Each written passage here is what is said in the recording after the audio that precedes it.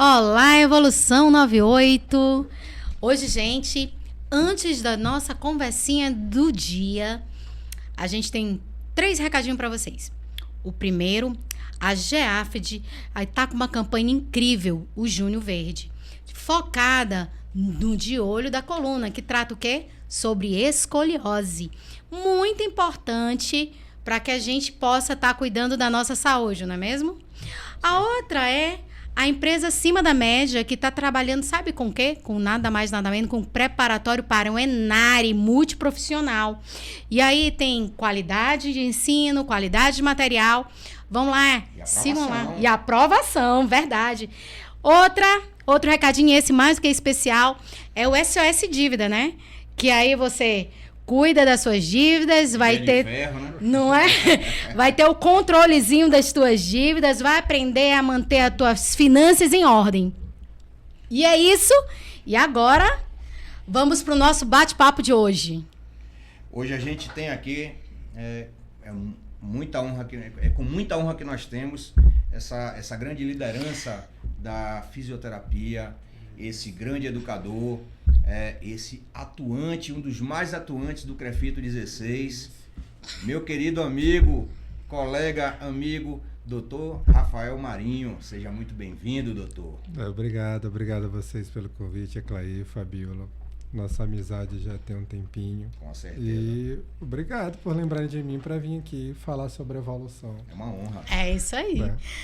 Rafael, fala um pouquinho pra gente sobre a tua trajetória, né? Como é que você começou a fisioterapia vindo lá da história? Para quem não sabe, Rafael é historiador ali no comecinho da vida dele.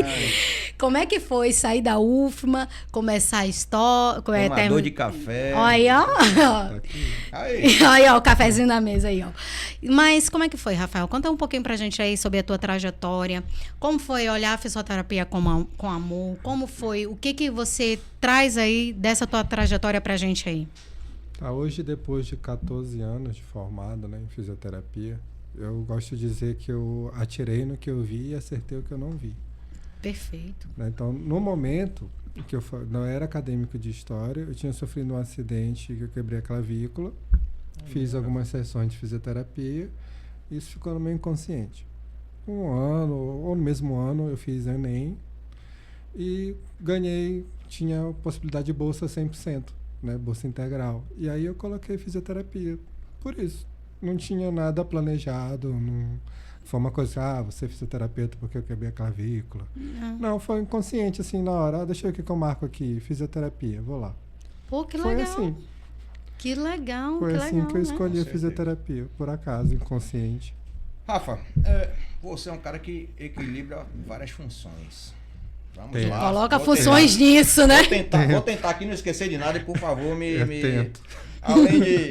Além de excelente marido, excelente filho, você também é coordenador de curso, você é professor, você é fisioterapeuta, você é empresário, você é conselheiro do nosso querido conselho. Então, cara, eu queria saber você assim, como é que é para equilibrar? Quando é que teve uma virada de chave? Houve algum momento que teve uma virada de chave na sua carreira? Fale um pouquinho pra gente aí. Algum momento assim que você vê como um momento chave, um momento... Bom, eu acho que a docência sempre foi meu maior espectro, né, enquanto pessoa. Eu sou de uma família de professoras, né? Minha família materna, porque eu fui criado, todo mundo é da educação. Meus primos, a maioria são na educação, e eu fiquei para a educação também. Então, acho que isso sempre teve como plano de fundo. Sim. Né? Então, quando eu formo, até antes um pouco de me formar, e abro minha empresa de Pilates para ministrar cursos de Pilates, já é uma veia de educação que está aí, né, que eu estou mostrando. E a educação sempre correu paralelo com tudo que eu fiz. Né? Porque eu acredito que eu posso dizer que esse é o meu propósito de vida. A Fabiola, a gente conversou já muito sobre esse negócio de propósito. Com certeza.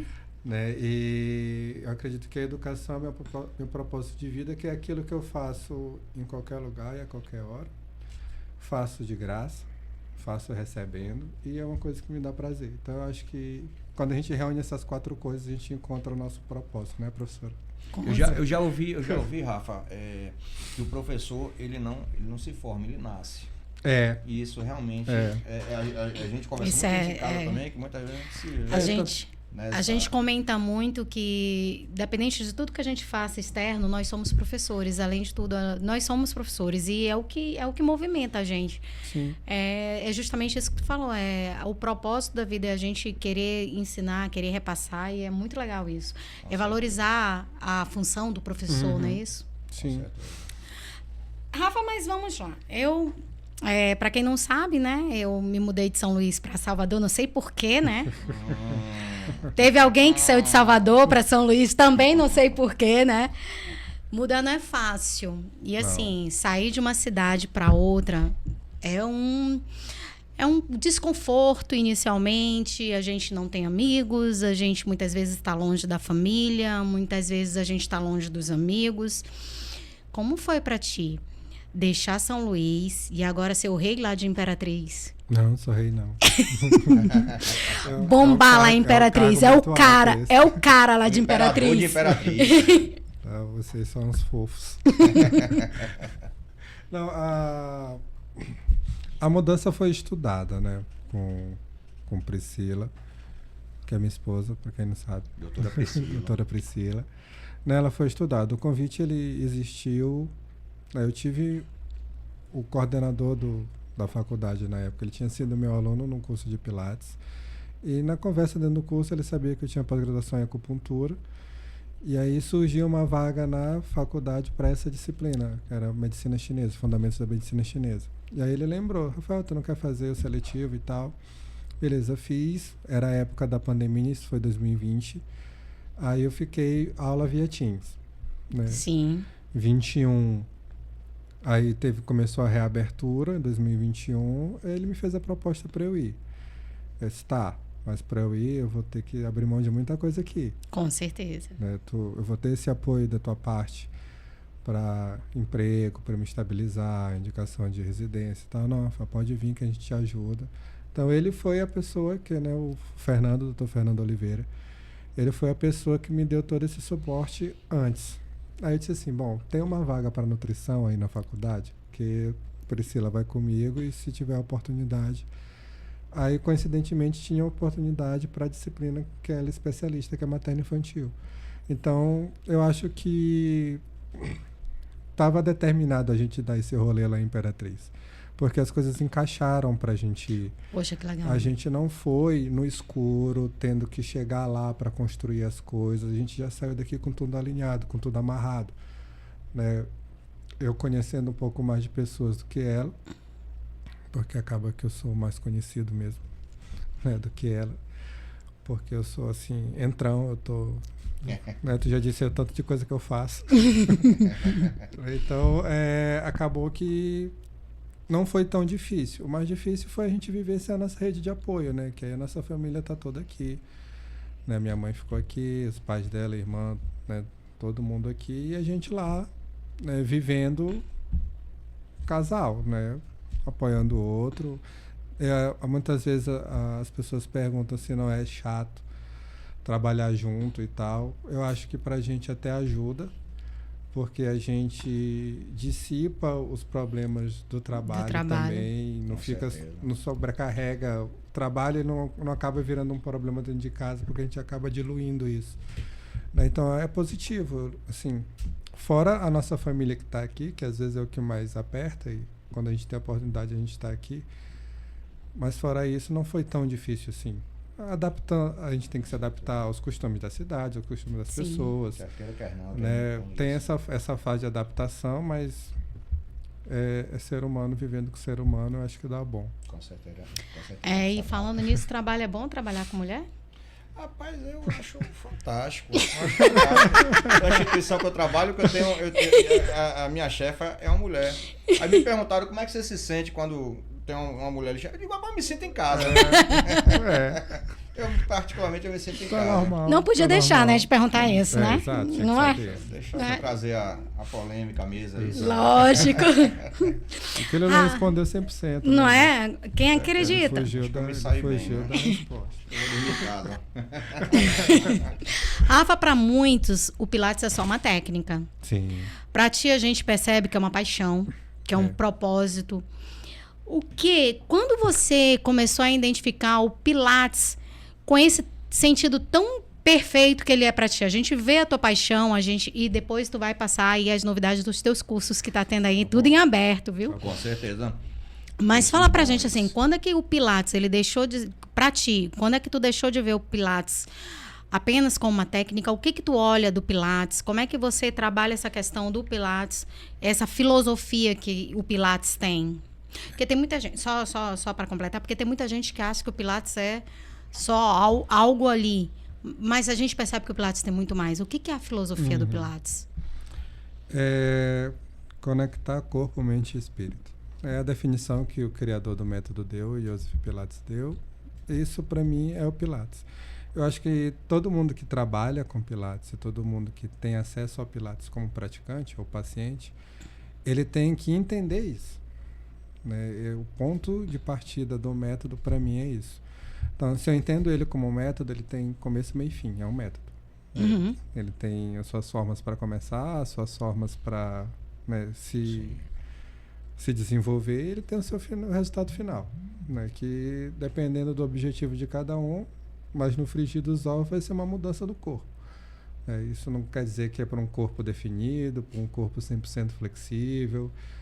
O seu corpo vai estar diferente de quando você entra, depois você ter acesso ao Pilates. Então, eu comecei a me aprofundar logo depois da minha primeira formação, porque eu percebi que eu aprendi pouca coisa. Então, eu conhecia exercícios de chão que tinham a nomenclatura correta, Sim. adequada, e eu conhecia os exercícios de equipamento que não tinham nomenclatura. Então, isso foi a primeira interrogação, é a parte do historiador, né? Uhum. Que ficar se perguntando o porquê das coisas. Né? E aí eu vi, não é possível que uma pessoa crie um método, aí ela dá nomes para uma parte do método e para outra parte ela não dá nomes para os exercícios. Então, eu achei isso curioso. E aí fui começar a buscar, fui começar a ver que tinha os exercícios nos equipamentos tinham nomes, tinham sequências, tinham formas de início. E aí dentro disso eu fui percebendo diversas maneiras de se praticar e de se ensinar o método Pilates no Brasil. E aí eu fui buscar, mas também por que isso? Né? Então eu fui entender, né, dos elders, que foram as pessoas que difundiram o Pilates pelo mundo, como que o Pilates chega no Brasil, por que a gente tem tantas vertentes aqui no Brasil. Aí, no final das contas, dentro dessa pesquisa, eu encontro que de 14 bailarinos que difundiram o método pelo país, a gente teve influência de 7. Então, tá aí a explicação de por que tanta linha, tanto prática de Pilates, diferente às vezes. Sim.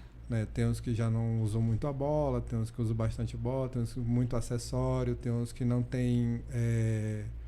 todo atendimento é um exercício diferente. Então, são maneiras diferentes de se aprender. Né? Mas o objetivo é conectar a pessoa ao seu corpo. Então, assim, eu percebo assim que quando você sente alguma coisa, né, desconfortável em você, no seu corpo, o teu espírito dizendo assim, cara, não tá legal. Me ajuda que aqui não tá funcionando. Aí quando você vai e se conecta com uma outra pessoa, seu instrutor de Pilates, se conecta com o método, você começa a organizar o seu corpo. E aí você passa a olhar no espelho e ver que o seu corpo está feliz e está se reorganizando. Então, para mim, o Pilates ele promove isso. Né? Para fisioterapia, eu acho que é o manual de instrução do fisioterapeuta é o método Pilates. Para mim, todo fisioterapeuta devia aprender esse método. Não é porque eu ministro o curso, não, mas eu acho extremamente essencial. Dentro da cinesioterapia, por exemplo, ele abre um leque de movimentos, de possibilidades para a gente, né? Que não necessariamente eu preciso ter um equipamento de Pilates, mas eu tenho um movimento. Um movimento. Eu tenho um sentido Né? Eu posso não ter uma mola, mas eu tenho um TheraBand que, se eu aplico esse TheraBand de acordo com, parecido com o que eu faria no aparelho, Sim. eu tenho um resultado legal. Né? É um método, eu posso utilizar ele, né, como tem arroz branco, certeza. arroz baião de 2, arroz à grega. E por aí vai. Por aí vai. Rafa, assim, muita gente, quando pensa em Pilates, pensa logo no alongamento. Ah, é verdade. Alongamento, e assim, nós sabemos, né, que vai muito além do alongamento. Na prática clínica, manejo de dor crônica, como assim, como você pode trazer pra gente como o Pilates realmente pode Ajudar na reabilitação. pode nos ajudar, exatamente. E tudo isso aí que você falou, né? Hoje tem a roupagem do biopsicossocial. Né? Sim, então tudo que você falou sim. aí nada mais é do que isso aí lá. Joseph Pilates trouxe isso aí. Claro, eu penso assim. Se eu sou fisioterapeuta, eu entendo de lesão, eu entendo do mecanismo da lesão e eu entendo da minha profissão, certo? Isso. E se eu aprendi um método, de fato, se eu conheço os movimentos daquele método, se eu conheço como é que eu posso organizar ele para utilizar isso no corpo de alguém, eu consigo reabilitar qualquer pessoa que me dê um feedback. Com certeza. Se o meu paciente consegue me dar um feedback cognitivo, Sim. né, eu consigo reabilitar ele com Pilates, porque eu sou fisioterapeuta. Com certeza. Né? Então, se é uma dor crônica, eu sei por que ela acontece. Então, se eu domino o método, eu sei qual exercício do método eu posso utilizar para melhorar aquela dor crônica. Então, eu acho que são coisas que se relacionam, que tudo se conecta, né? Tudo se aproxima, tudo converge quando você domina o que você faz. Né? A gente precisa queimar pestana, né? Estudar. Com certeza. Estudar a nossa profissão, né, o que a gente faz, e dominar os nossos métodos, dominar nossas técnicas. A gente não pode ser um bom fisioterapeuta sem conhecer anatomia, sem conhecer cinesiologia, biomecânica, sem conhecer fisiologia humana. A gente não vai ser um bom fisioterapeuta se a gente não conhecer isso. Essa é a base da nossa profissão. Exato. Tudo o resto que a gente aprende durante a graduação são os métodos que a gente vai utilizar para trabalhar no corpo das pessoas. Mas se eu não domino essas três coisas, que são a base, né, a gente vai dar resultados superficiais para as pessoas. Né? É o que o Dorflex faz, é o que o Salompas faz. Ele tira momentaneamente a dor de alguém. Então, mas eu não resolve. resolve. Eu não posso ser um fisioterapeuta para eu querer meu paciente a vida inteira comigo. Com certeza. Porque o sucesso é... Eu costumo brincar com o paciente e digo assim, ó, ninguém tem fisioterapeuta de estimação. Sim. Então, eu tô chegando, a gente tá começando, mas vai ter um meio, vai ter um fim. Sim, eu tô aqui, mas eu não vim para ficar. Isso aí. Aí já falou, é um e cafezinho depois e o sucesso é justamente a reabilitação, né? A saúde do paciente. Você devolver o movimento, né? A qualidade funcional dele, né? Pois E reensinar, né? Readequar. Porque essa talvez seja a parte mais difícil. Todos nós já temos vícios corporais, né? E chegar uma pessoa e dizer que você senta errado, você não gosta. Com certeza. A pessoa dizer que sua posição, né? Você para, você está doído, tua lombar está dolorida porque tu senta, né, em cima do sacro. Não quero conversar com esse cara aí. Não, isso é chato. Isso é chato. Toda hora vai ficar aqui me corrigindo. Então, isso é difícil dentro do processo, né? Fazer com que a pessoa se conscientize de que se ela gastar menos energia, ela prejudica menos o corpo. Né? Porque o que é confortável para ela faz ela gastar mais energia. Com certeza. Rafa, já teve algum paciente desses aí que deixou tua cabeça fritando na hora de tu criar os movimentos dele para ele de Pilates? Por exemplo, aquele paciente que tu olha assim, gente, esse aqui eu vou ter que reinventar alguma estratégia para trabalhar com ele? Mas não pelo movimento, mas pela personalidade da pessoa. Né? Não por eu não saber o que eu pudesse fazer para ele. Mas a paciente, ela me olhava, era o horário só dela. E aí eu não sei para que eu te pago. Ótimo. Tu fica aqui só me olhando e mandando eu fazer exercício. Eu não sei onde é que eu tava com a cabeça para vir para cá. Tu mesmo só me engana. Aí eu peguei e coloquei para ela um movimento que ela não podia fazer. Aí ela, até que enfim, eu vou fazer outra coisa. Fez e doeu. Aí ela, tu não tá vendo que eu não posso fazer esse exercício? Eu disse, tô. E por que tu passou? Eu disse, pra senhora saber por que a senhora me paga. Aí, ó. Tá aí, ó. Perfeito. Então, eu sabia o que ela podia fazer dentro da condição que ela tinha. Ela estava achando monótono fazer aquilo, né, repetidas vezes, todas as vezes que ela ia.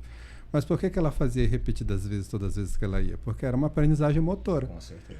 Para a gente aprender algo motor, a gente tem que repetir várias vezes. E é por isso que eu repito os exercícios com meus pacientes várias vezes. Eu não mudo o exercício de um atendimento para o outro.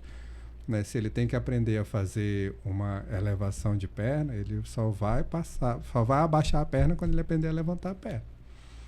Perfeito. Então, que é aprendizagem. Não dá. Exatamente. Se eu mudo de exercício todo o tempo, eu não vou desenvolver uma aprendizagem motora para o meu paciente. Eu vou estar dando estímulos diferentes para ele, para tentar corrigir uma mesma lesão que o corpo dele não vai entender.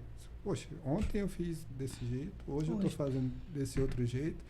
Na nossa cabeça, e a gente olhando, a gente entende que é o mesmo exercício, eu só mudei de decúbito, eu só mudei de posição, mas o gasto energético é o outro. A pessoa, para aprender o outro movimento, ela vai gastar uma outra energia, ela vai esquecer o que ela tinha aprendido na aula anterior, no atendimento anterior, e vai fazer outra coisa no próximo. Então, e Rafa, assim, é uma coisa assim que às vezes eu fico me perguntando, porque tem algumas modalidades que inclusive usam o contrário como propaganda. Aqui as nossas aulas nunca serão as mesmas. É uma coisa que eu me pergunto. Eu digo, gente, e o aprendizado motor fica onde? Então, que talvez seja o grande objetivo da técnica, né? A aprendizagem motora. Estudando sobre o Pilates, eu percebi que o que ele, na verdade, ele queria, que antes dele morrer, chamava o método dele de contrologia, se tornou o método Pilates depois. Então, para ele, a gente tinha que ter, de maneira consciente, o controle do nosso corpo. Movimentos. O controle dos nossos movimentos. A gente fazer isso de maneira consciente.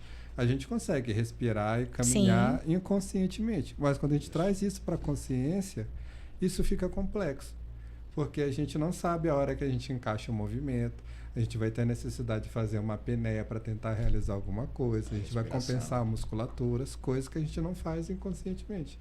Então, o grande desafio do método é a aprendizagem motora, porque você tem que realizar de modo consciente. Perfeito. E assim, até aproveitando aí esse gancho, Rafa, a gente trabalha numa grande dança, né? Uma grande dança entre biomecânica e escutativa. O tempo todo, né?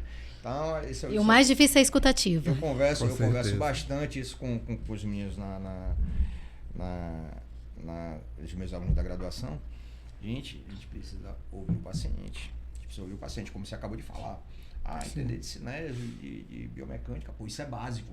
Isso aí, meu amigo, é básico. Isso é obrigação. Isso aí não é nenhum diferencial, não. Mas você ouviu o paciente, e ouvir o paciente mesmo, eu até brinco, eu digo, ó, ouve o paciente como se o paciente tivesse te contando a fofoca o tempo todo. Porque quando a gente... Às vezes eu percebo que a turma tá um pouquinho dispersa, aí eu entro com alguma coisa, como se fosse contar uma fofoca. Eu percebo que todo mundo, já muda logo. Já vira logo, acha, opa, peraí, deixa eu prestar atenção. Então a gente tem que ter... Isso faz parte, né? Sim, a gente... se a gente for fazer uma analogia, nós somos mecânicos do corpo. Isso mesmo. A gente chega lá pro mecânico, cara, o carro tá aqui, tá tuc. Se o cara não saber o que é o tuc, já foi. Ele não vai consertar o carro. A mesma gente é a gente. Mesma coisa é a gente. O paciente chega lá, doutor, meu joelho tá troque. Se eu não souber o que é o troque, eu não vou saber por onde eu vou começar a tratar o joelho desse paciente. Com certeza. Então a gente tem que saber escutar, né? Saber os ruídos do corpo, saber escutar as dicas que o paciente dá pra gente elucidar e não perder tempo também, a gente ser assertivo. Eu acho que isso também é um diferencial grande, né? Porque todo mundo é bom, mas eu sou melhor por quê? Justamente. Isso, exatamente. Sou melhor porque eu sou assertivo. Isso. Eu sou melhor porque eu não passo 10 sessões com o meu paciente se ele não precisar de 10 sessões. Com certeza. Isso mesmo. Não vende por vender. Exato. Né? Eu não quero fechar com ele 6 meses de terapia. Eu quero dar resultado para ele. Então, quando a gente entende que a gente tem que trabalhar com resultado... Com certeza. É uma obrigação, é o que faz. Obrigação nossa de fisioterapeuta é dar autonomia. Sim. A gente precisa dar autonomia pro cara. Sim. Então, eu costumo brincar, e muitas vezes trocando ali miúdos, eu digo, não, ó, você não tem fisioterapeuta de estimação, também eu quero liberar vaga para outro paciente, então a coisa aqui é rápida. Procuro o mais rápido possível. Sim. Justamente para... Porque cada corpo tem a sua história, né? Cada pessoa tem a sua história de hábito corporal, que isso também interfere nessa rapidez da entrega do resultado. Porque também é uma neura de recém-formado, você começa a atender, aí vê que não está dando resultado, está demorando, aí você começa a se culpar. Pô, será que eu não estou fazendo certo? Será que meu atendimento não está bom? E se você não entender que o paciente, ele só passa 1 hora de relógio contigo. Sim. Ele passa 23 horas do dia sem você. Exatamente. Então, não carregue essa culpa. Isso. Até porque a gente conversa muito sobre isso. Vamos ver o que ele fez na semana, o que ele fez naquele dia. Pois é. Porque às vezes você deixa o paciente inteirinho. Aí quando volta, ele foi no supermercado, ele foi não sei o quê, ele carregou, ele abaixou, tudo que ele não podia fazer, ele fez.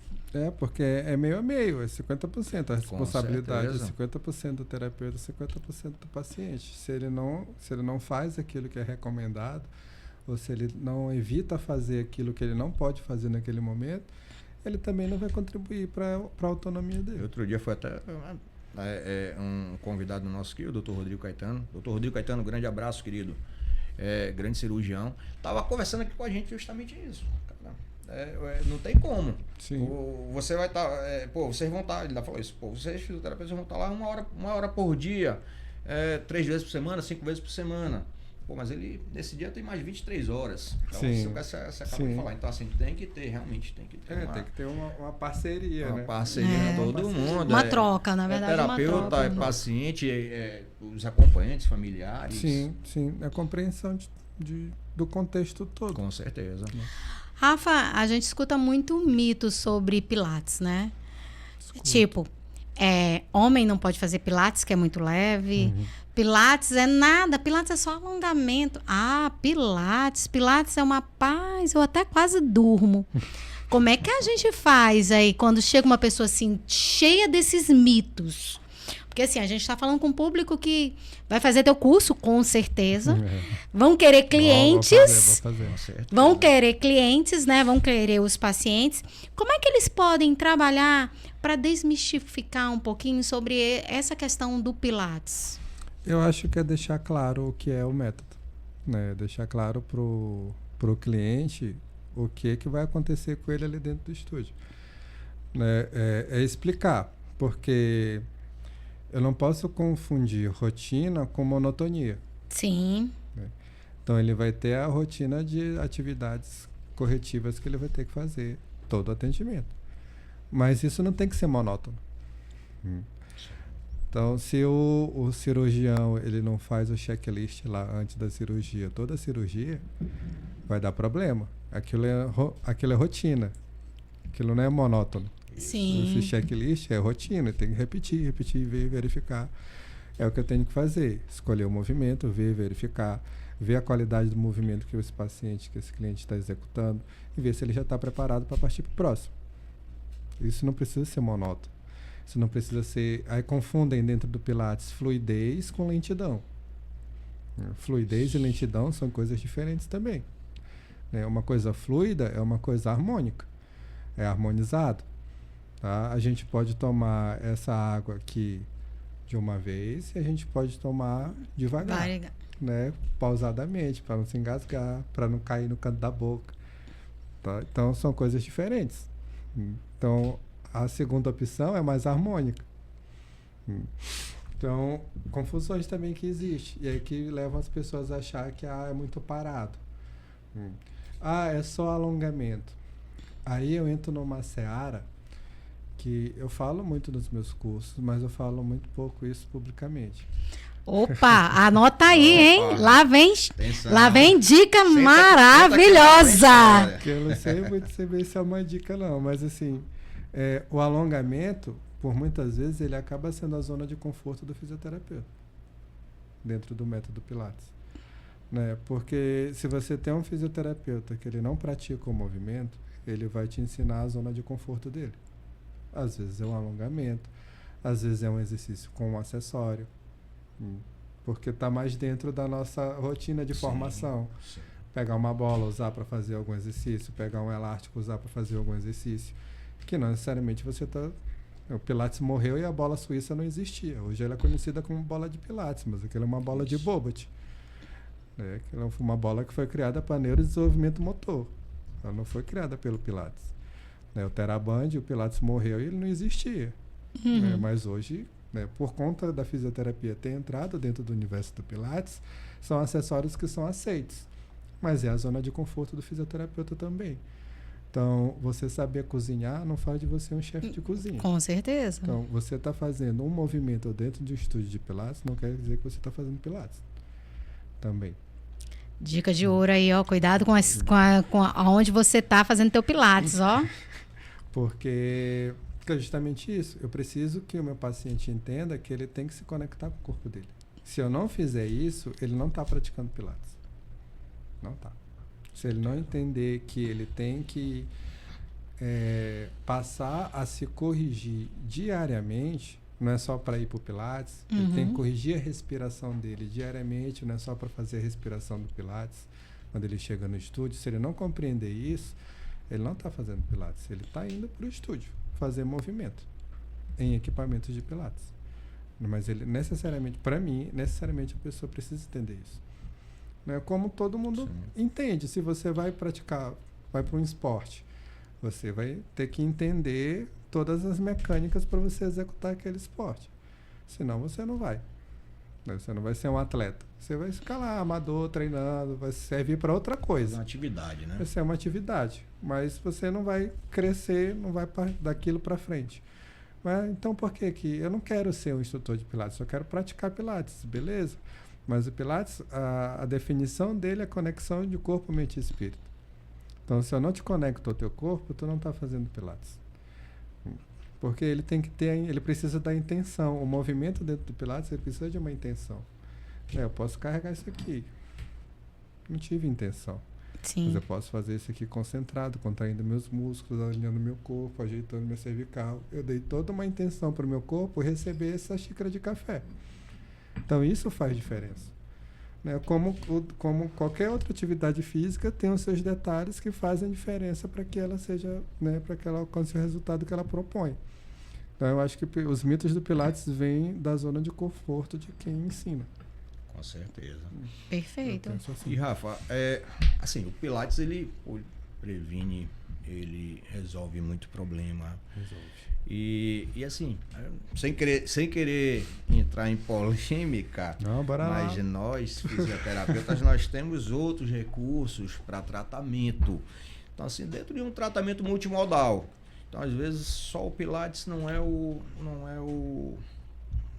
tudo que o cara precisa. O cara precisa de algo a mais. Como é que você vê essa interação aí? Nós somos fisioterapeutas. Sim. Como é que a gente pode interagir legalmente aí?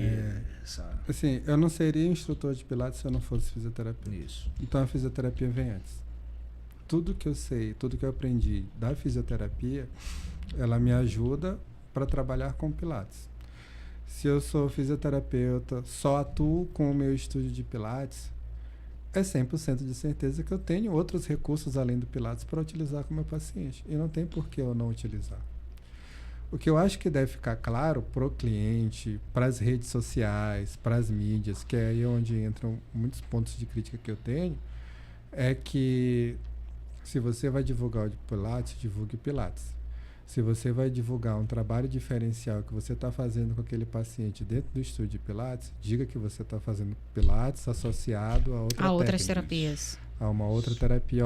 Com esse paciente aqui eu utilizei uma técnica aqui da osteopatia para melhorar a dor dele, melhorar a mobilidade articular, e coloquei ele para fazer o Pilates depois. Para quê? Para que a pessoa, o leigo, que esteja vendo a sua rede social, ele não crie expectativa de que ele vai ter aquela manipulação em qualquer estúdio de Pilates que ele for. Né? E não crie, né, também uma ideia de que o Pilates é tudo isso. Né? Então eu acho que a gente... Yoga e Pilates, coisas que se misturam, até porque o método se misturou também. O Pilates ele praticou uma das técnicas de yoga e ele trouxe muito dos movimentos da yoga para dentro dos exercícios dele. Mas fazer yoga é uma coisa, fazer Pilates é outra coisa. Né? Ele fazia um tipo de yoga que eu não vou saber a denominação, mas que é mais estática, que ele parava no movimento e respirava. Né? É um método da yoga que eu não vou lembrar qual é. Quem estiver ouvindo que souber, deixa aí nos comentários. Perfeito. Né? Deixa aí nos comentários. E o Pilates deu movimento para esses movimentos estáticos que ele fazia na yoga. Então, ele já mudou aquilo que ele sentia no corpo dele quando ele coloca movimento. Tá? Então, a gente precisa deixar... aí você está mostrando uma acrobacia. Não, Pilates não tem acrobacia. Pilates é um método seguro. Eu vejo muita coisa que expõe as pessoas a acidentes. Né? Você coloca a pessoa a um risco desnecessário de acidente dentro do estúdio Pilates só por ser uma acrobacia. Eu vejo também muitas postagens dessas pessoas tipo fazendo acrobacia. E aí eu vejo, e às vezes eu fico perguntando, né? Será que isso aí não é um risco? Porque a pessoa que olha você fazendo esse tipo de movimento, você é instrutor. No caso, os que eu verifiquei, até pra gente poder tá conversando aqui, tem muita gente que faz esses movimentos, mas são os próprios professores, né? E aí você fica olhando e de repente você tá no teu estúdio, aí você foi fazer alguma coisa, foi dar assistência a outro, a pessoa vai tentar fazer porque ela observa, acha que o movimento é fácil, e aí pode justamente gerar esse prejuízo, né? Esse acidente, né? E sim, olha o problema que ela vai gerar para o próprio estúdio dela, né? De vez em quando a gente pega uns absurdozinhos aí, né? Uns presentinhos aí nas redes. Nas redes. Eu acho até que cria os dois pontos, Fabiola. Tanto a vontade da pessoa querer fazer. Sim. Do mesmo modo da vontade da pessoa nunca querer fazer aquilo. É um dos motivos de eu nunca, nos logos das minhas empresas, eu nunca ter colocado movimento. Pessoa, um movimento, fazer ideia, alguma coisa desse tipo. Porque aquilo pode aproximar, pode instigar a pessoa, acho que eu consigo fazer isso, eu vou entrar nesse negócio para ver se eu consigo. Eu também posso afastar, né? Nunca vou conseguir fazer isso aí, não vou nem entrar aí. Não dá pra mim. Isso não dá pra mim. Barreira, né? Por exemplo, não dá pra mim, peixe. Eu não subo aí, não. Eu não vou ficar de cabeça pra baixo. Eu não sei isso, não. Tá aí, ó, já foi dona de estúdio de Pilates. E tá aí falando. Ela também era só dona mesmo. É só isso, mais nada. Só administrou. Quando eu olhava os equipamentos, eu dizia, vocês aqui, eu aqui. A gente se relaciona muito bem. Muito bem. Hora das polêmicas. Já conversamos muito, já enrolamos muito nosso público. Agora vamos para o problema. Rafa, estamos aí com os bastidores da educação, né? Estamos. O MEC aí soltou um decreto aí, o 12.456 de 2025, onde ele simplesmente vamos dizer que ele celebrou alguns cursos, né? Para uma forma de uma modalidade de ensino, e a fisioterapia ficou esquecida. Qual a tua observação em relação a isso? E aí eu quero a opinião do Rafa, enquanto o Rafa aqui, nosso convidado, a pessoa do Rafael, o CPF Rafael, para não gerar polêmica, nem demissões, nem atritos, mas assim, a tua opinião real enquanto pessoa, enquanto fisioterapeuta, o que você achou desse decreto e qual o prejuízo que nossos alunos, e eu digo nossos sem ministrar aula de fisioterapia, mas eu já sou fisioterapeuta por osmose, né? Qual o prejuízo que isso leva para os nossos alunos? Eu acho que, mais uma vez, o governo perdeu a oportunidade de governar, de dar retorno sério para a população de tudo que ela investe. Então, apesar de ter sido uma decisão do MEC, brinca com a saúde também. Com certeza. Diretamente. Né? Eu acho até que diretamente, né? Brinca com a saúde. Tá? Então, assim, eu não acho que é a melhor opção. Eu não acho que deva existir fisioterapia, né, nesses moldes de ensino. Eu não acredito, porque é movimento. Fisioterapia é movimento. É reeducar movimentos. As pessoas, quando chegam até os fisioterapeutas, elas já sabem se mexer, e o nosso trabalho é reeducá-las. Isso. Né, para fazer isso da melhor forma possível. E isso não tem como ser distante. Pessoas precisam de pessoas. E reabilitação precisa de pessoas. Entende? Certo. Então, uma coisa precisa da outra. Não tenho como fazer isso através de uma tela. Foi a grande dificuldade da maioria dos fisioterapeutas na pandemia. Tentando fazer o teleatendimento, né? Tentando realizar os seus teleatendimentos. A gente viu que não deu certo. E aí fomos, né, quem tinha seus pacientes domiciliares, quem tinha os estúdios, fomos nós tomar todos os cuidados possíveis, asepsia, máscara, face shield, né, capote, quem usou, para ir fazer o seu trabalho, porque não tinha como fazer isso à distância. E aí, como o governo quer, como que o MEC quer que a gente acredite que isso vai dar certo. É complicadíssimo. Falando, né? de fisioterapia, né? Sim. Não tem como. Para mim, que venho da Humanas também, para mim não devia nem existir essa opção em nenhuma graduação. Isso. Mas tem as que são mais teóricas, não importa. Eu A também discussão com o professor sobre Kant não é a mesma coisa de eu estar lendo sobre Kant. Com certeza. O debate com os colegas sobre diversos filósofos não vai ser o mesmo eu lendo numa tela. Eu acho que educação precisa ser presencial. Eu acompanho muito o Karnal, né? O canal do Leandro Carnal. E eu assisti uma entrevista que ele deu, em um podcast, que ele falava sobre o exemplo da Suíça, que foi o primeiro país que colocou a educação virtual, né, em 2000. Em 2020, eles retiraram a educação virtual, porque eles perceberam que os adultos estavam com menos cognitivo antes de aprender no lápis e papel. Então, a gente vive uma crise geracional, eu percebo isso dentro da educação. E eu concordo contigo. Né? Então, a gente está aqui, a geração do caneta e papel, e a gente está tendo que educar uma educação que não é exclusiva do caneta e papel. Talvez até menos do caneta e papel. Tá? Então, para mim, isso é geracional. Mas também eu percebo, dentro da educação, que mesmo com as facilidades tecnológicas que esses alunos têm, eles sentem falta de caneta e papel, eles sentem falta do professor para aprender. Eu vejo isso de dentro. Eles sentem falta. Né? Aí, parâmetros de... Professor, eu não consigo, me dá sono, eu durmo. Podia ser presencial. Entende? Então, existe uma necessidade. Aí o governo tem um discurso. Mas isso melhora a acessibilidade. De quem?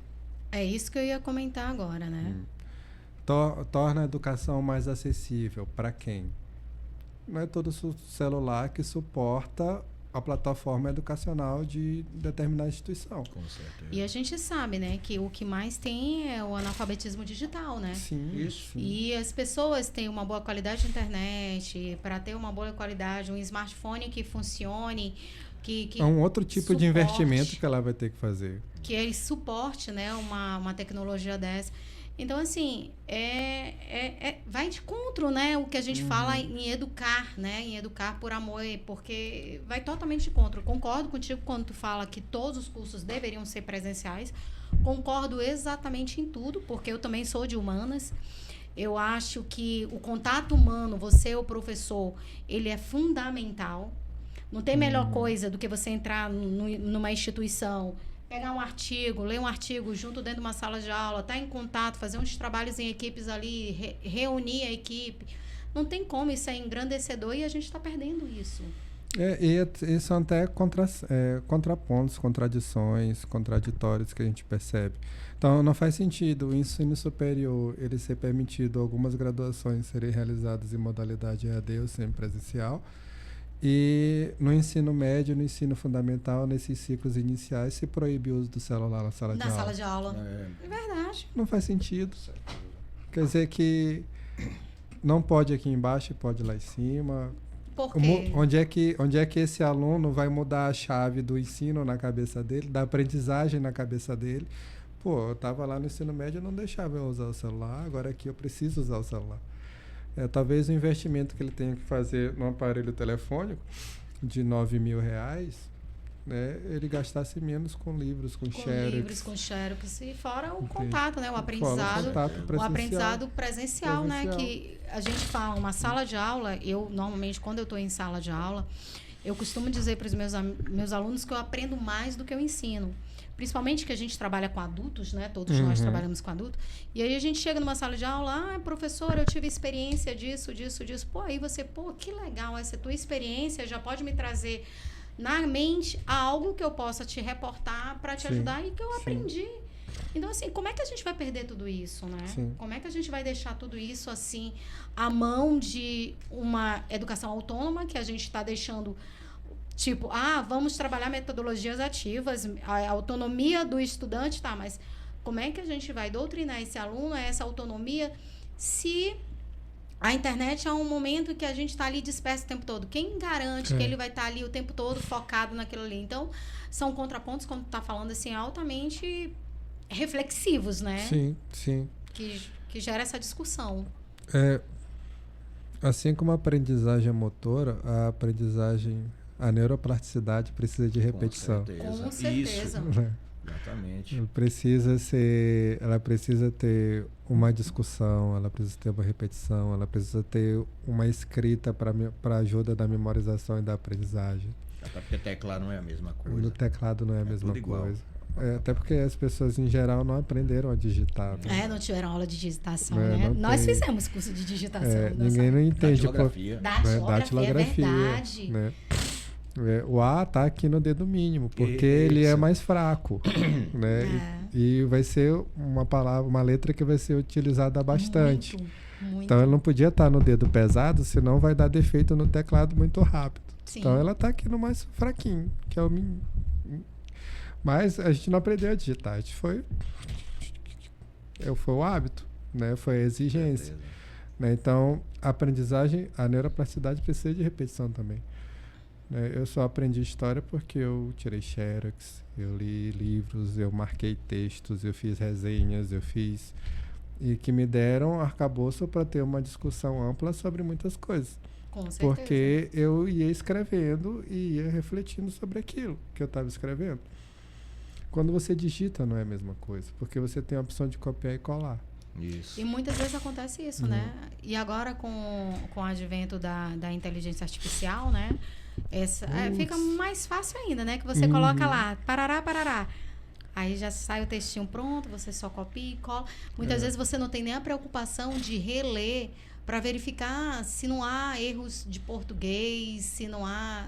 a pessoa vai dizer erros de português? O que é português?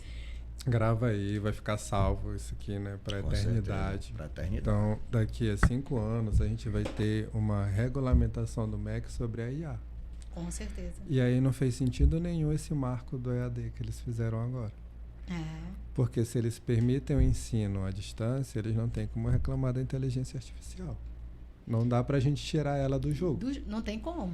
Inclusive artigos aí sendo feitos por elas, sim, e a gente como professor tendo que olhar e dizer assim, isso aqui não é a linguagem daquele fulaninho ali que eu sei sabe, que não... né? A gente sabe o que ele fala. Pois é complicado, né? E a gente que aprendeu no caneta e papel, a gente sabe que a gente vai escrever aquilo que a gente tem o hábito de falar. E aí, para melhorar a nossa escrita, para uma escrita acadêmica, a gente escreve do jeito que a gente fala, e aí depois a gente refaz, tentando ser o mais coloquial possível. Justamente. Então, e aí a gente sabe que os alunos hoje não entregam isso pra gente. Porque a gente vê eles conversando, com a gente vê eles se posicionando sobre alguns temas, porque também existe hoje essa carência de posicionamento dos alunos que não querem debater sobre temas, Isso. não querem discutir sobre temas, ou não têm ideias ou leituras sobre temas. Eu acho que vai mais nessa vertente, sabe, Rafa? A gente vê uma geração que está tão acostumada a isso que a dificuldade da leitura é muito grande. Sim. É muito grande. Vou assistir um vídeo. Aí assiste um vídeo, não é capaz nem de colocar uma legenda para você pelo menos estar ativando o teu modo leitura para ver como se escreve aquela palavra, para ver como é que se argumenta. Aí não escreve nada, não tem o hábito de escrever. Voltando para fisioterapia, vamos lá. Eu sou a menina do problema. Não tem problema nenhum, só tem solução. Da próxima vez eu vou botar outra. Só tem solução. Vamos... Rafa, você está dentro das faculdades, você está dentro das universidades. O tempo todo você está envolvido com discussões políticas. Rafa, o que falta para a fisioterapia? Na verdade, assim, a fisioterapia ela já vem mostrando o papel dela no serviço público, na atenção primária, secundária, terciária, na saúde particular.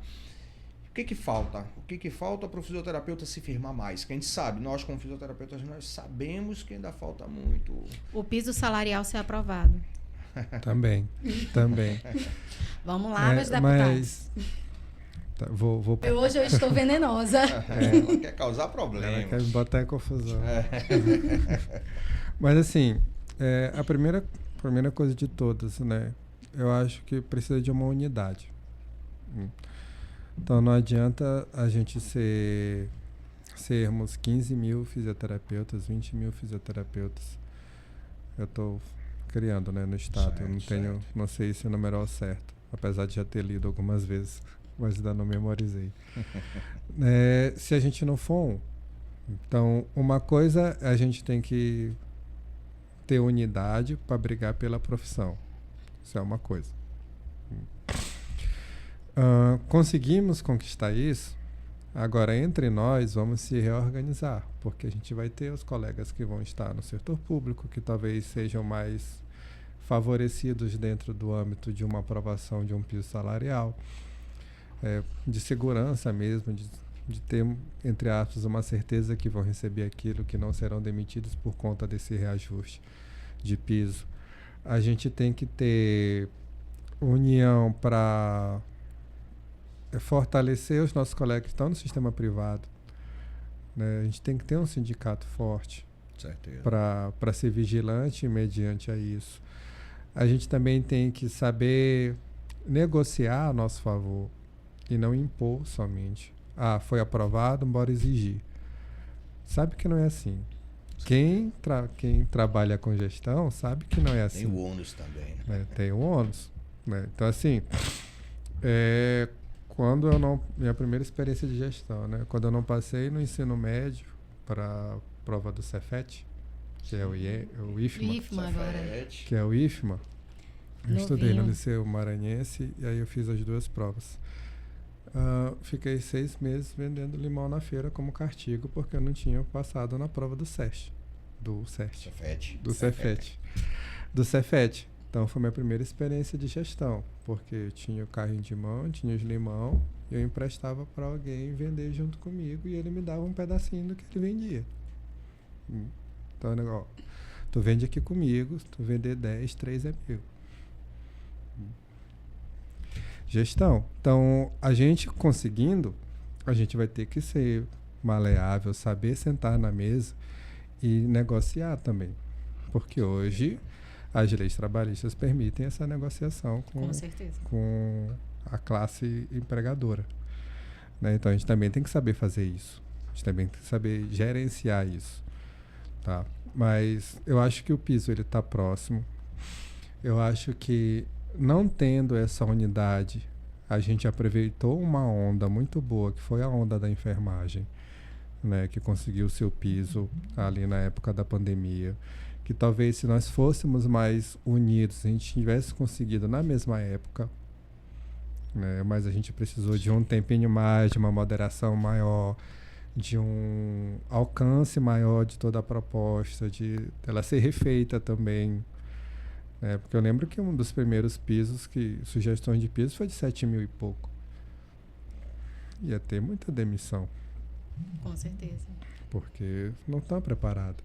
Porque ainda é muito complexo o setor particular, porque aí entra planos de saúde, que aí é uma outra confusão. Conversa para outro podcast. Eu não vou nem te dar ideia. Não, deixa isso quieto. Tem as regulações da ANS para os planos de saúde, tem os repasses que são feitos para os fisioterapeutas, que aí, fazendo papel de advogado do diabo, o gestor, ele também, eu não vou conseguir.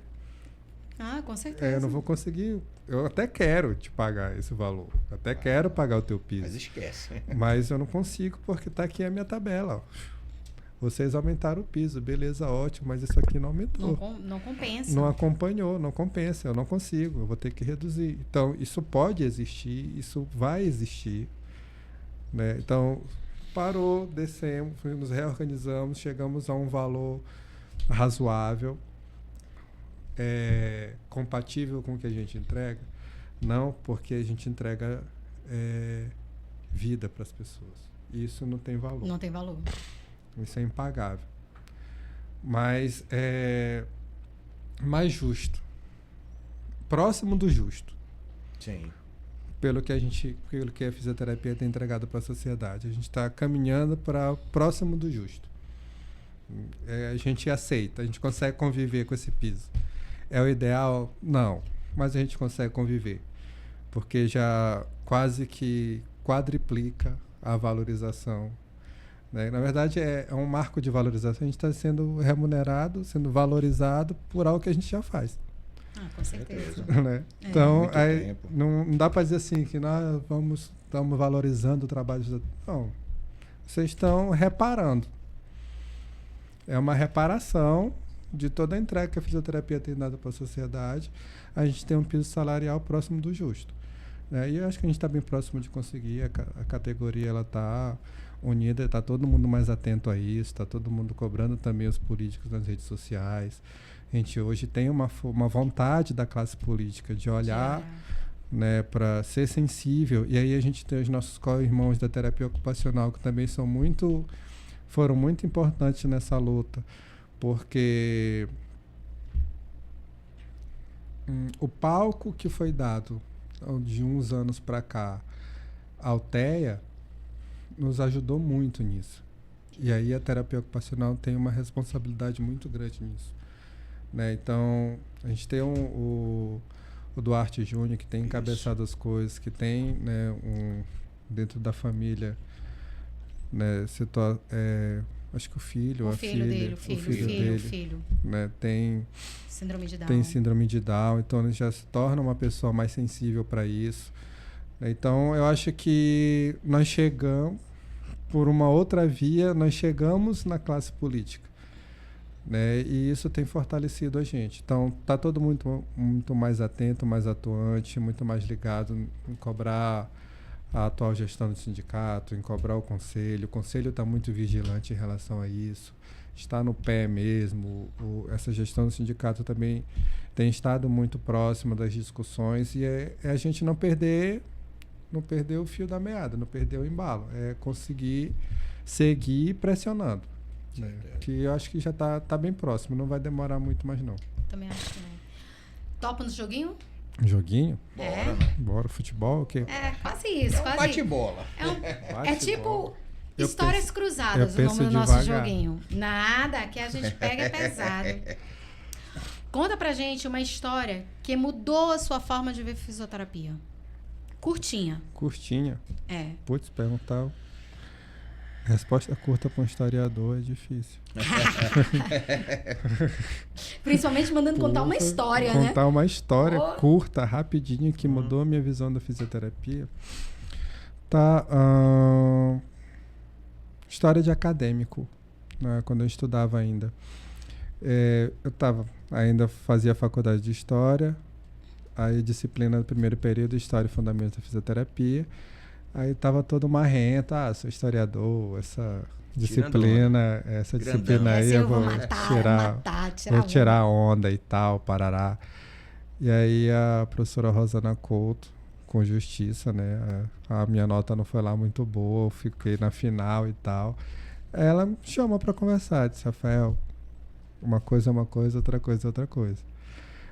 A história que você conhece, ela pode te ajudar a entender a história da fisioterapia. Mas você tem que baixar a sua bola, porque você está aprendendo uma outra profissão. Então, a maneira com que você escreve não é a maneira que eu quero ler. Não é a maneira que um fisioterapeuta precisa se posicionar. Não é uma maneira que você vai conversar com as pessoas daqui para frente. Então, corrija isso, porque você tem uma outra formação, está formando em uma outra graduação e está tendo acesso a uma outra totalmente diferente. Então, tu vai ter que aprender a equilibrar os teus discursos. Como tu vai escrever para uma questão da área da saúde que é mais objetiva, Sim, que é rapidinho. Né? E uma análise mais complexa que é o que tu traz da história. Então, é por isso que tu está aqui. Certeza. Pronto, Legal. Isso aí mudou. Muita Rafinha, coisa. vamos lá. Bora. Um desafio técnico da área do Pilates que você já superou. Assim, existe Pilates, né, Pilates contemporâneo e Pilates clássico. Então, desafio técnico dentro disso é exercícios que eu tinha aprendido parte deles, né, e entender a complexidade deles como um todo. Então, um exemplo, o teaser, que quem é do mundo do Pilates sabe o que eu estou falando, foi um exercício que eu aprendi pela metade, fazendo com as pernas flexionadas, os joelhos flexionados. E aí o desafio foi conseguir fazer ele com as pernas estendidas, né? Depois que eu conheci o clássico. Então, é um desafio técnico de aprendizagem motora. Sim. E de aprendizagem daquilo que eu podia pagar na época. Né? Porque eu fiz um curso que eu aprendi parte do exercício porque era o que eu conseguia pagar naquele momento. Então, eu não posso dizer que meu curso foi ruim. Que às vezes os alunos querem induzir a gente a falar isso. Não foi ruim. Não é isso. Era o que eu tinha, que eu podia ter acesso naquela época, era esse conhecimento. E foi esse conhecimento que eu tive, foi com esse conhecimento que eu comecei. Mas depois eu quebrei essa barreira aprendendo o que é o todo, vendo o método como um todo. Rafa. Eu não sei se foi isso que tu quis. Foi isso mesmo. É isso. Rafa, uma situação engraçada. Tem um monte. Só umazinha aí, conta aquela mais assim, engraçada. Tá, tem uma, ministrando cursos de bandagem funcional, eu tenho uma imagem que é o atleta Balotelli com as bandagens nos paravertebrais. Sim. Né? Aí a aluna lá no curso, ela me faz assim, professor, mas onde é que é a origem e inserção do Balotelli? Músculo Balotelli. Putz. A base, volta pra base. Não existe. Vai voltar. Não existe o músculo Balotelli. Balotelli é o atleta que tá aí na foto. Ela quer saber onde era, como é que ela ia aplicar, porque ela não sabia a origem e inserção desse músculo. Rafinha, um caso de sucesso aí que até hoje te emociona. São tantos. São tantas emoções. Mas um caso de sucesso, ele é bem familiar e que me serviu de exemplo pela vida toda. Uma foto em jornal daqui da cidade, da época, com a minha avó, com o meu tio já falecido e a minha mãe, que passaram em primeiro lugar para engenharia. Ai, que Meu tio massa. engenharia mecânica e minha mãe em segundo lugar para engenharia civil. Poxa, que Aí minha avó massa, tem cara. essa foto guardada. massa. Ai, achei que tá emocionada, né, Rafa? Aí, que legal. Aí é Com história de certeza. sucesso que Com certeza. balizou muita coisa. Entende? Sem dúvida. Rafa, estamos chegando ao final. Já? Já. Tá bom. Poxa, que pena, né? Eu ouvi uma... Eu ainda queria fazer mais perguntas Vamos, críticas, pode né? fazer. Mas... Tô aqui pra isso. Vai marcar o 2. Não, o Rafa vai ter que voltar, com certeza. Evolução 2. A gente tem que colocar ele mais em cast. É. Rafa, eu queria assim, Pensei primeiramente... que a gente ia falar de racismo. Quase, né? Não, mas tu já vai te despedir. Rafa, assim, primeiramente eu queria, assim, dizer que eu tenho muito orgulho de ser uma amiga sua. Dizer que eu acredito muito em você, que você é um cara do caramba, para não chamar aquele palavrão do caralho. E assim, eu queria muito te agradecer a tua disponibilidade de ter vindo na Evolução 98. A gente acredita muito no teu projeto. A gente acredita muito na tua empresa. A gente sabe que a Tal, ela é um fenômeno em relação ao Pilates. Você é referência no Maranhão e tenho certeza que no Brasil você tem um nome aí muito forte em relação ao Pilates. Quero muito, de coração. E quem te conhece, sem querer, já te cortando, quem te conhece também sabe que isso não foi da noite pro dia, isso não foi no estralar de dedos. Há mais de 10 anos que a gente ficava sentado, a gente ficava em pezinho, conversando na janela. Mentira, na Litoranha tomando cerveja. Foram poucas as vezes. O almoço. Era mais aquelas nossas conversas, né? E a gente sempre trocava umas figurinhas bacanas ali. Mas é muito legal te ter aqui no novo momento do Rafa. Como já foi dito, o Rafa hoje agora é multifuncional. Função, ajudar a conseguir uma agenda do Rafa foi, suado. Mas deu certo. E aí eu queria que agora tu te dirigisse ali na cama, falasse dos teus cursos, falasse da Tal, falasse do Rafael. As inscrições estão abertas. Aonde vamos fazer esse curso? A agenda aí dos cursos. Aproveita aí. Pronto. Se quiser, eu pego aqui no Insta. Não, eu lembro. Eu posso lembrar das datas, mas eu lembro as cidades. Então, assim, eu quero agradecer vocês pelo convite, pela troca de ideia. Foi muito legal estar aqui com vocês, relembrar algumas coisas. Sobre o Pilates, eu não fui, e até demorei muito a aceitar esse nome referência. Foi uma coisa que eu trabalhei demais para aceitar isso. Mas hoje eu já entendo que eu sou. Por que eu entendo que eu sou? Porque eu fui o primeiro maranhense a ter uma escola de Pilates. Todas as outras escolas que tem hoje vieram depois de mim. Eu não fui o primeiro curso de Pilates do Maranhão, não, mas eu fui o primeiro maranhense que montou um curso, que botou a cara para ensinar o método Pilates. Esse aí foi eu. Isso aí ninguém vai poder tirar de mim, que isso é história. Com certeza. Isso é história. Então, e ao longo desses anos foi batalhando para chegar em outras cidades, aí abrindo redes sociais de outras pessoas e convidando, oferecendo meu trabalho, perguntando. Eu costumo dizer hoje para meus alunos que na construção da minha carreira eu nunca fui convidado para nada, eu sempre me convidei para estar nos lugares. Mentira, tu foi convidado para Evolução. Para Evolução. Olha. Na construção. Mas a gente sempre tá em construção. Tá bom, professora. Não tente ganhar uma discussão com a mulher. Não dá. Não, eu já perdi já. Mas eu sempre me ofereci para estar em eventos, para estar em locais, para levar o meu trabalho. Porque eu acredito assim, a gente sempre reclama que a gente não tem uma oportunidade. Aí o Napoleão Hill diz, você já experimentou fazer a sua possibilidade, a sua oportunidade? Então, quando eu li esse cara, isso abriu minha mente, essa frasezinha aí abriu minha mente. Pô, eu vou fazer minhas oportunidades também. Então, eu fui existindo enquanto alguém no Pilates por conta disso. Nacionalmente, eu fiquei conhecido por conta da pesquisa, do saber as linhas do Pilates. Eu contei aqui para vocês que aí esse estudo virou uma árvore genealógica.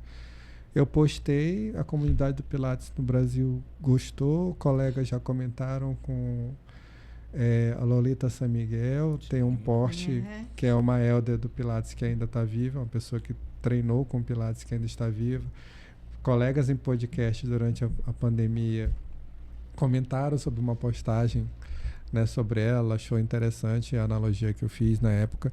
Então, assim, não é fácil. É uma construção, a gente tem que abrir a mão. Além da gente abrir mão de muita coisa, muita gente abre mão da nossa presença para a gente chegar nos lugares. Então, assim, tive uma esposa que abriu mão da minha presença, eu tive a minha mãe que abriu mão da minha presença, eu tive minha avó que abriu mão da minha presença, meus amigos que abriram mão da minha presença, para eu estar construindo uma carreira profissional e ser chamado de referência hoje. Então, hoje essa referência está com cursos aqui em São Luís, turma aberta aqui em São Luís, que vai ser a nossa 76ª turma aqui em São Luís. Rapidinho, qual o Instagram? @Terapias Integradas. Tá lá. Terapias Integradas. Isso. E @rsm.marinho, que é o meu, que eu também posto as coisas dos cursos. Então, em São Luís, em Imperatriz e em Açailândia vai ser a primeira turma, Imperatriz a 14ª. São as turmas que a gente tem agora, de julho a setembro, porque a empresa cresceu e eu não sou mais sozinho, então eu já tenho uma equipe de professores também que me ajudam a ministrar cursos, tanto em Imperatriz quanto eu vou ter aqui. Em Açailândia eu acho que eu ainda vou só. Em Marabá, que é uma cidade que eu sempre vou também, eu tenho pessoas lá, eu tenho profissionais lá que trabalham comigo, que eu não preciso estar indo mais todos os módulos, todas as vezes. São pessoas que já são treinadas pela TAL e extremamente competentes para ministrar o curso junto comigo. Mas eu sempre em algum módulo eu vou estar nos cursos. Só peço desculpa ao pessoal de Paroapebas, que eu fiz uma turma lá e eu não pude ir em nenhum dos módulos. E eles me cobraram isso, mas foi porque o outro trabalho não deixou. As outras obrigações não deixaram. Tá? Mas obrigado mesmo pela participação. A participação foi minha, né? Pelo convite. Pelo convite. Obrigado, gente. Obrigado. Muito bom rever vocês. Por ter nos ouvido, ter estado conosco. Eu olhei para a porta achando que era nos siga nas redes sociais. Segue lá, Evolução 98, Cast. Segue Rafael Marinho. Repete aí, Rafa, os teus Insta aí, por favor. @rsm.marinho. rsm.marinho. @Tal Terapias Integradas. E @Instituto CITZ, que é a nossa nova escola, que a gente está como co-proprietário lá em Imperatriz, a gente e mais 3 colegas. Que legal, vai levar muita coisa boa para lá também. Então aí a gente, Evolução 98 aqui. Tchau, tchau. Segue lá, tchau.